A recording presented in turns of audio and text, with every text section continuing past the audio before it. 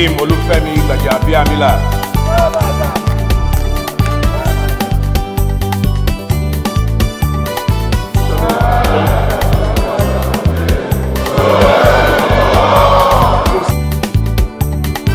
God bless you all.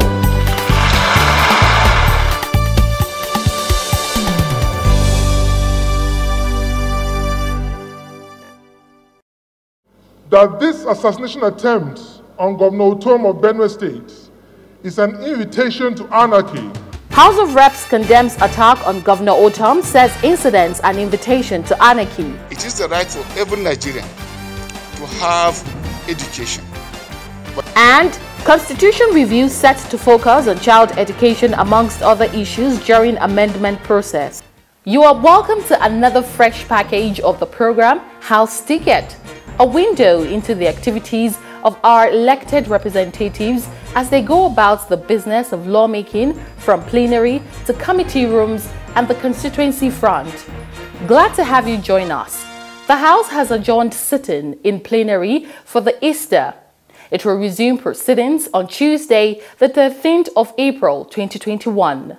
Before the break taken, however, the House set up a committee to investigate the non-release of retention funds by MDAs of government.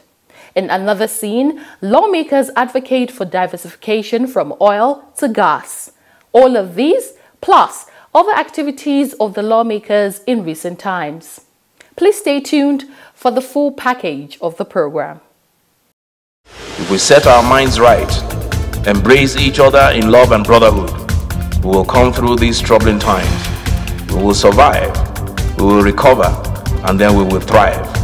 One nation under God, free, peaceful, and prosperous.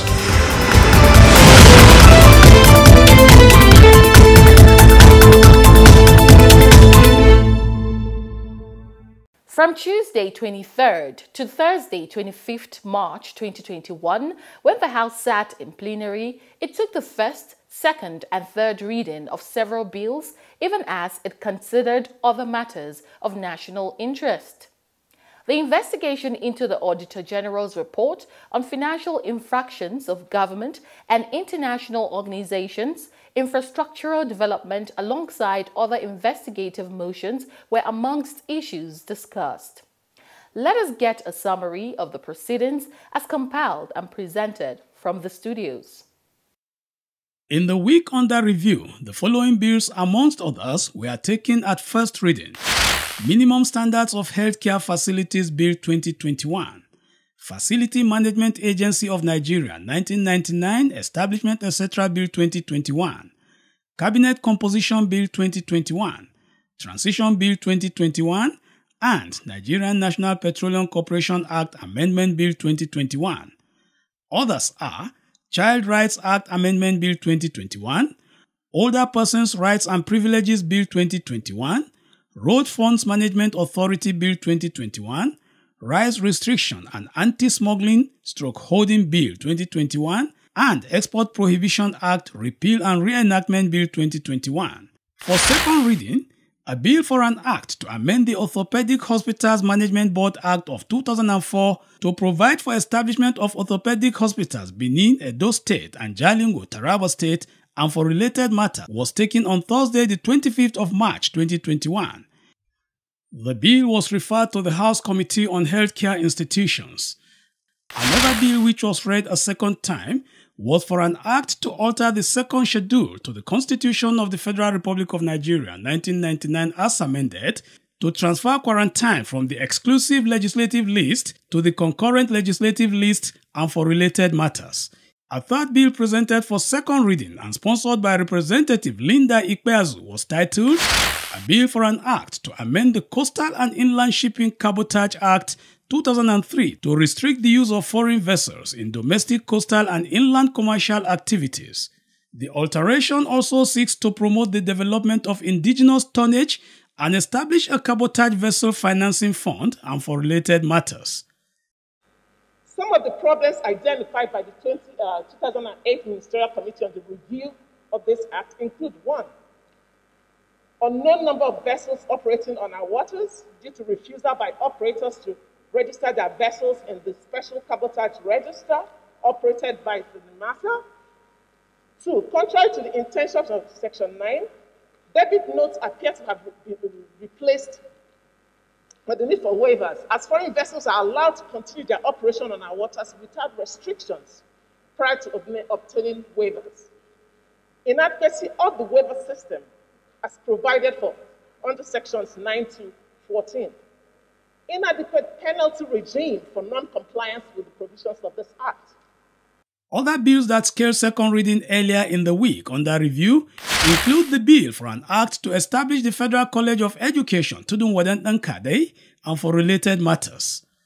That a bill for an act to establish Federal College of Education Tudun Wadan Dankade and for related matters. Also passed for second reading was a bill to amend the Tertiary Education Trust Fund Act of 2011 to expressly provide that colleges of agriculture shall benefit from the fund, provide for additional conditions for accessing the fund for capital projects by beneficiary institutions, to encourage the beneficiary institutions to embark on capital projects instead of relying solely on fund for capital developments, and provide for inclusion of academic staff of research institutions, research institutes and colleges of agriculture respectively as beneficiaries of research grants, scholarship, and other interventions funding under the Tertiary Education Trust Fund and for related matters.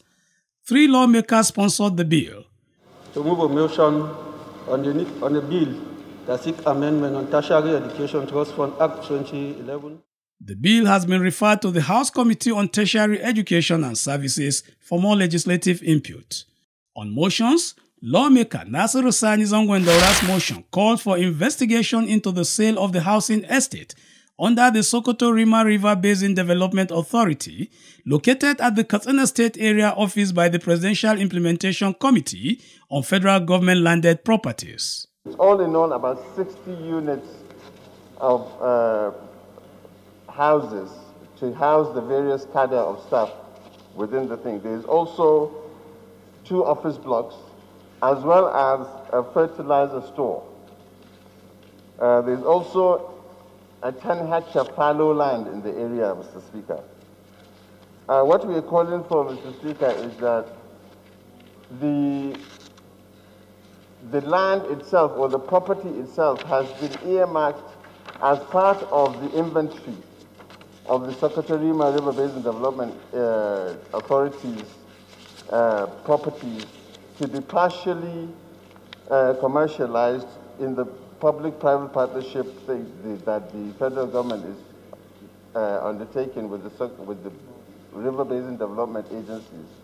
So basically, it's something that we need the sale to be reviewed, the property reverted back to Sokoto Rima River Basin Development Authority, so that at least it is theirs. It is also part of what needs to be privatized. Thank you. Being investigative in nature, debate was not allowed on the matter. The House in a resolution mandated the Committee on Water Resources to investigate the matter with a view to reviewing the sale of the Sokoto Rima River Basin Development Authority's housing estate in Katsina State Area Office by the Presidential Implementation Committee on Federal Government Landed Properties, PIC. Findings of the committee on the matter are expected in 4 weeks. A motion on matters of urgent public importance brought up that Tuesday was on the armed attack and assassination attempt on Governor Samuel Ortom of Benue State and the worsening state of insecurity in Nigeria. Co-sponsored by the lawmakers from Benue State, the lead sponsor presented the matter before his colleagues. This assassination attempt on Governor Ortom of Benue State is an invitation to anarchy and glaring indication that the nation is drifting into a state of full-scale lawlessness. Desirous to enforce its statutory role of ensuring the security and welfare of the people as the primary purpose of government. Few contributions on the motion were allowed. We have often on this floor propagated that we need an emergency in the security sector. And that is yet to be done. Because when you have that emergency in place, it means that we can do the outside the box. The answer the boss is to now dip hand into contingency for the purposes of acquiring those arms that will enable us to defeat these herdsmen.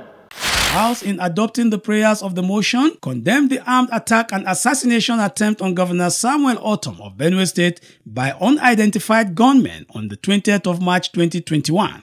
Commend the President and Commander-in-Chief of the Armed Forces, Muhammadu Buhari, for his prompt response and for immediately ordering an investigation into the attacks on the Governor of Benue State, His Excellency Governor Samuel Ortom. Called on the Department of State Services and Nigerian Police Force to investigate claims of responsibility of the attack on Governor Samuel Ortom, as well as other threats and statements, and urged all Nigerians of good conscience and law-abiding citizens to keep faith in the indivisibility, unity, and sovereignty of the nation. Those against, please say nay. The ayes have it. In another motion, lawmaker Abubakar Yeleman called for investigations of the non-release of retention fund by the federal ministries, departments, and agencies, MDAs.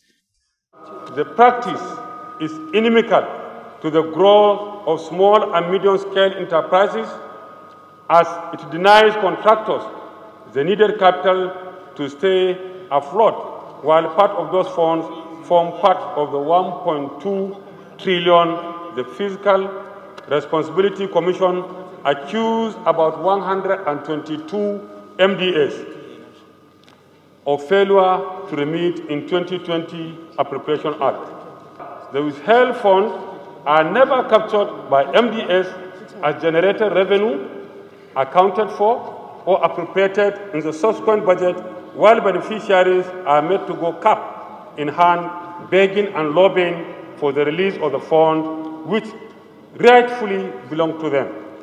An ad hoc committee of about 15 members has been set up to investigate the failure of the MDAs to release the retention fund and report back to the House in 6 weeks for further legislative work. Those against, please say nay. The ayes have it.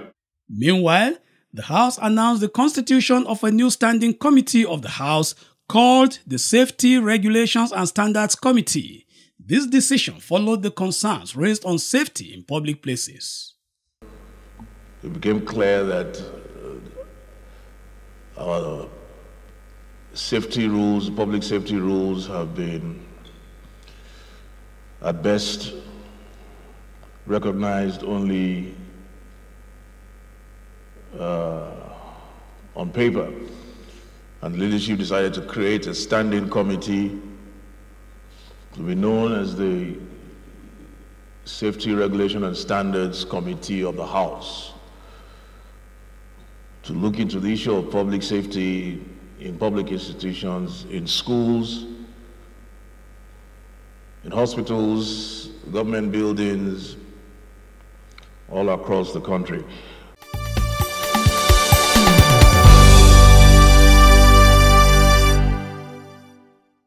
You are still on to House Ticket, an enlightenment program on the activities of our lawmakers as the legislative arm of government, Federal Republic of Nigeria. Our first segment brought you a summary of bills and motions of national interest legislated on in the week in review. On other activities of the lawmakers outside the chamber, a recent event of Speaker Femi Gbajabiamila had been advocates for thinking outside the box on the matter of diversifying the economy from crude oil. He said experts in the gas sector should partner with government for the development of the sector to achieve optimum results, as gas holds a key potential for the Nigerian economy. The Speaker made these remarks when he hosted a delegation from the Nigerian Liquefied Natural Gas, NLNG, Wednesday, 24th March 2021. An earlier statement by the Managing Director of the NLLG said Nigeria could move upwards to a 4th position from the current 9th position as world's largest producer of gas if the right mechanisms are in place. We are set to move on Train 7, going from 22 million tons to 30 million tons, essentially growing by 35% of our current capacity. But when I say growing by 35% of our current capacity, it does sound like it's big. But the truth is we are adding about 8 million tons to the 22 we have. Just when we were priding ourselves on that ambition, Qatar that I mentioned made a statement just about a month ago that they are going to add 30 million tons to the 77 million tons they already have. So essentially, our whole entire ambition is somebody's incremental. And I think that for me, you know, is enough to say we've got to do much more. But we believe that we can do a lot more with your help, starting with how the PIB itself repositions gas for the future. Gas touches on every aspect, almost every aspect of our life and therefore our economy. And so we're very much on the same page with you on the need to unlock this potential for the good of Nigeria. My charge and my plea would be for you to work closely with the committee so that you can tap on their expertise and they can tap on yours. Together we can have a good symbiotic relationship that will produce the outcomes that we all want. In other news, the Deputy Speaker, in a recent outing of the Special Ad Hoc Committee on Constitution Review, which he chairs, has re-emphasized that the ongoing exercise of the Constitution Review would create special constituencies for women participation in governance and other key roles. He made this known during a retreat of the Special Committee on Monday, 22nd March 2021. He added that the move would encourage women participation in politics. He also spoke passionately about rejigging our educational sector by strengthening the right to education in the Constitution. There are issues in the Constitution that are supposed to be justiciable. That, for instance, it is the right for every Nigerian to have education. But are we really giving the education to our people? The menace we have today in the street, I think it is another focus to look at those fundamental human rights that are captured in the Constitution. What could be done to improve so that we have it done and given to our people the way it should be done. Other pertinent issues he spoke on included the need for local government reforms to fully liberate the local government system, as according to him, an effective and functional local government system would address most challenges of insecurity, social infrastructure, and many more. Development partners at the retreat included the Policy and Legal Advocacy Center, PLAC, the United Kingdom Foreign Commonwealth, and Development Office, amongst others. When we speak to local interlocutors, they also frequently highlight local democracy. Strengthening local democracy could unlock a whole new wave of engagement with the system, and it can enhance the ability of local governments to deliver services. There are many more issues besides this.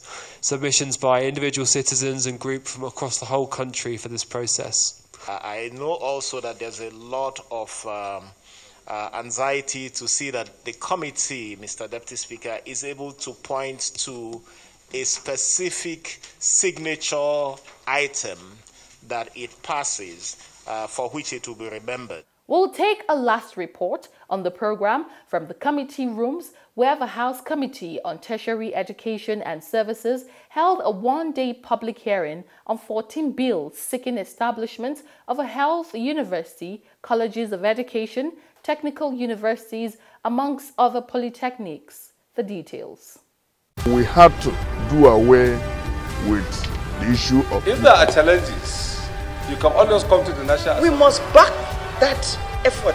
If there was only 2% left, why didn't the ministry inject some money for 20? Why transferring from the same area that they were planted there? And you expect to come and clap for you? Speaking during the hearing, the Speaker of the House, Right Honorable Femi Gbajabiamila, said that the Ninth House will make legislations that will stand the test of time, as the educational system is paramount for the development of the future. He was represented at the event by the Chief Whip of the House. In considering these bills, I encourage the committee and stakeholders to ask questions about funding, actual utility, and real value. It is not enough to establish institutions if we cannot guarantee those institutions will survive into the future, providing quality education that prepares our young people for the world as it is, rather than as it was once. The chairman of the committee, lawmaker Aminu Suleiman, had called for the support of stakeholders to ensure the educational system is upgraded for the development of the nation and the future leaders. Out of the 14 bills scheduled for hearing, 13 of the bills are for the upgrade or establishment of other universities, polytechnics, or colleges of education, all with common objectives to develop an upper academic and professional programs leading to the award of certificates, diploma, post-degree, masters, and the rest, with emphasis on technology, applied sciences, agriculture, commerce, art, social sciences, humanity, etc., etc. 2 bills were stepped down during the consideration of the bills as they were overtaken by events. Sponsors of the bills each took turns to justify reasons calling for the establishment of the various institutions. Umunochi local government is a border local government that have 4 states surrounding this particular local government. From the north side, you have Anambra State. From the east, you have Imo. From the west, you have Ebonyi. And from the south, you have Enugu State. And the population is much, and you'll be shocked that we do not have any federal presence in that particular local government. And my people are yearning for education because, of course, we know that education is bedrock of any society. As I told you, we have teeming youth eagerly looking for where to go. Just of recent, I tried to make an inquiry and collected data on why most of our youth are not going for higher education. Mr. Chairman, it will be interesting to know the distance and accommodation problems is one of the major issues. So with this, I thought, if we are to have federal college education in Yaoundé, we are definitely going to address the accommodation problem, and that will assist a lot. Other stakeholders came from the various communities the institutions are cited. Representatives of government were also on ground alongside representation from royal fathers. You talked about the permanent site for postgraduate campus should be sited in Europe. The view of the NUC is that this is not an issue for legislation. Ordinarily, setting up of campuses, colleges, institutes, schools are the functions of the Senate Governing Council. They make a proposal, and that's eventually sent to the NUC for approval. So it's not an issue for legislation, so we don't think that is necessary. All tertiary institutions in Nigeria, if a university, you should be controlled by NUC. A polytechnic should be under the statutory control of the National Board for Technical Education, while those of the colleges of education should be under the NCC. And we also believe that all these 3 bodies, statutory bodies, are under the Federal Ministry of Education. So taking out any of the tertiary institutions outside the ministry may not be appropriate. There were also various fears voiced on the proposals of the establishment of the institutions, such as funds, cooperation from state governments in terms of lands, adequate statistics, amongst other factors fundamental to the consideration processes of the bills. The proposal for the establishment of the universities should be adequately backed up with data. It's not sufficient to say for the universities and other institutions, it's not sufficient to say that the federal government present is not in that environment, and therefore we need a university to be established. We need need analysis. The need analysis is to say the number of people frustrated by the absence of the university, the numbers of people, one way or the other, or maybe on account of cost to go to universities that are available elsewhere. We need such data because in our organization right now, the vice chancellors are complaining not only of funding, but they also complain of registration, that we don't have students in their universities. Most universities that we have established don't have sufficient students, enough to utilize available academic resources. Federal government can establish an institution, but the onus of providing site and sometimes temporary infrastructure for take-up lies with the state and, in most cases too, though not compulsory, stakeholders and community. We have institutions that were announced and approved last year by PIED, which could not take up this year because there are, in the first place, no site, not even a temporary site for take-up of such institution. And therefore, it is your responsibility as organ of these various agencies in the ministry to advise us on the workability or otherwise of some of these proposals. The committee will make violations of the submissions made and refer the report back to the House for more legislative work.